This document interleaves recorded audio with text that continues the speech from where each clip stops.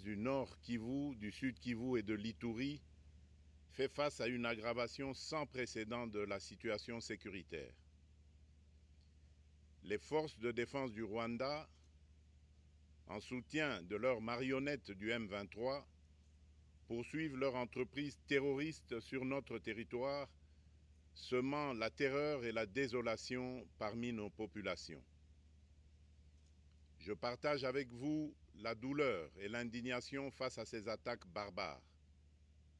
Ces actes ne sont pas seulement une attaque contre la République, mais une offense à l'histoire et à la dignité de notre peuple. En ces moments difficiles, je vous appelle à la résilience et surtout à la résistance. Face à cette situation, permettez-moi de vous rassurer. Une riposte vigoureuse et coordonnée contre ces terroristes et leurs parrains est en cours. Nos vaillantes forces armées de la République démocratique du Congo, symboles de courage et de patriotisme, sont pleinement mobilisées, prêtes à défendre chaque centimètre de notre territoire. J'ai personnellement convoqué et présidé des réunions de crise avec une équipe restreinte du gouvernement, le haut commandement militaire, ainsi qu'une réunion interinstitutionnelle afin d'évaluer les récents développements de la situation et de lever les options pour repousser les agresseurs et reconquérir chaque parcelle de notre territoire. À cet effet, j'ai nommé ce 28 janvier le général-major Évariste Somo Kakule au poste de gouverneur militaire du Nord Kivu pour renforcer la coordination des opérations militaires et restaurer l'autorité de l'État. Parallèlement, nous avons engagé d'importantes démarches diplomatiques, notamment au sein du Conseil de sécurité des Nations Unies, ainsi que dans le cadre du processus de paix de Luanda, auquel nous restons pleinement engagés malgré les obstacles. Nous privilégions la voie du dialogue, mais toujours avec lucidité, tout en restant fermement résolus à défendre notre territoire et notre souveraineté par tous les moyens nécessaires. Mais ce combat n'est pas seulement celui des FARDC. C'est le combat de tout un peuple, le combat de notre identité congolaise, afin de léguer aux générations futures un pays prospère et en paix. À tous nos compatriotes, dans chaque province, chaque ville, chaque territoire et chaque village, ainsi que ceux de la diaspora, sans distinction d'appartenance ethnique ou politique, unissons nos efforts. Apportons un soutien indéfectible, moral et matériel à nos vaillants soldats. Mobilisons-nous comme un seul homme pour défendre notre souveraineté et sauvegarder notre intégrité territoriale. Je suis pleinement conscient des souffrances de nos compatriotes qui fuient les hostilités.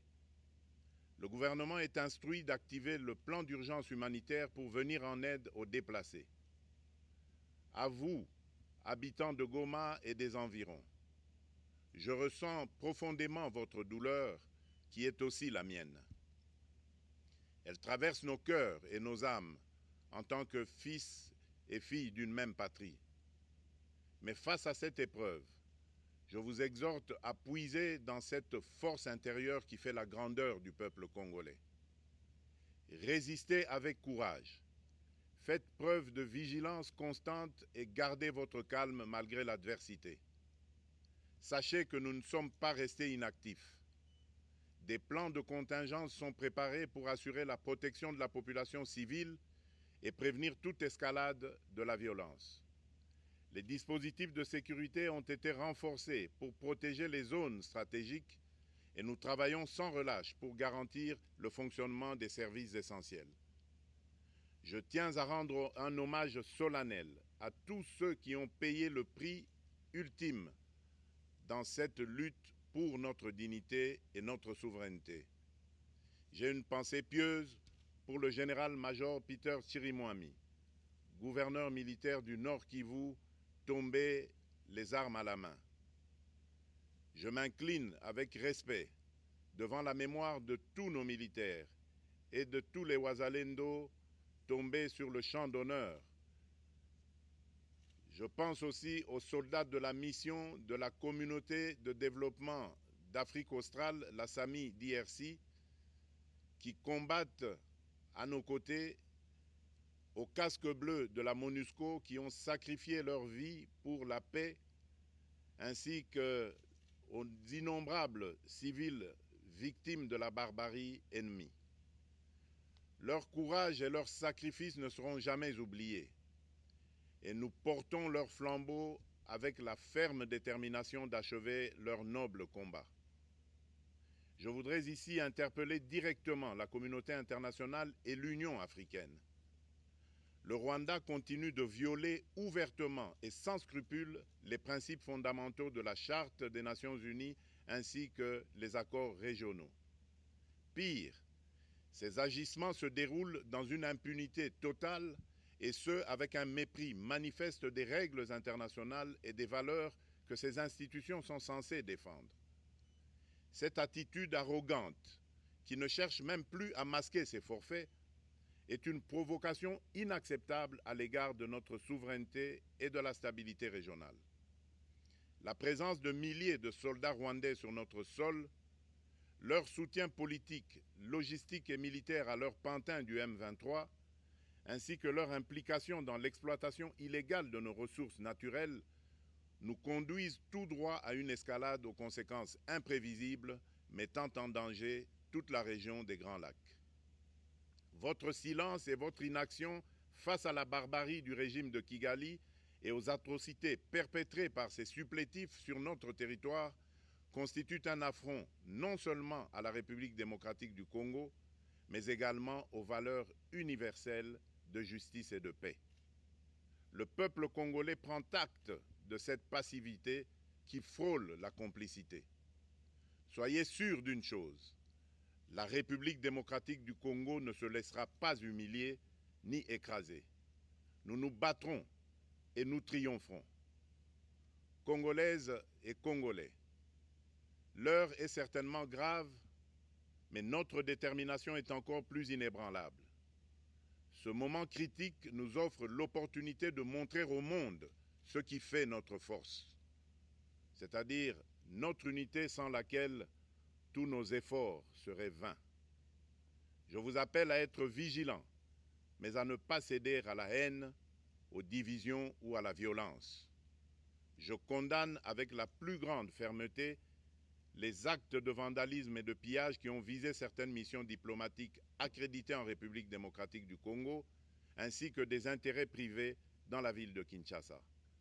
Ces comportements irresponsables dénaturent l'expression saine de notre colère face à l'agression barbare nous imposée et jettent une ombre sur les manifestations pacifiques de soutien à nos vaillantes forces armées qui luttent avec courage et abnégation pour défendre notre souveraineté.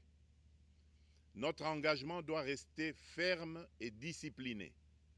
Nous gagnerons cette guerre par notre unité, notre courage et notre sens de responsabilité, et non par la violence aveugle et par l'anarchie. Cette victoire ne sera possible que si chaque Congolais, où qu'il soit, prend toute la mesure du combat qui est le nôtre.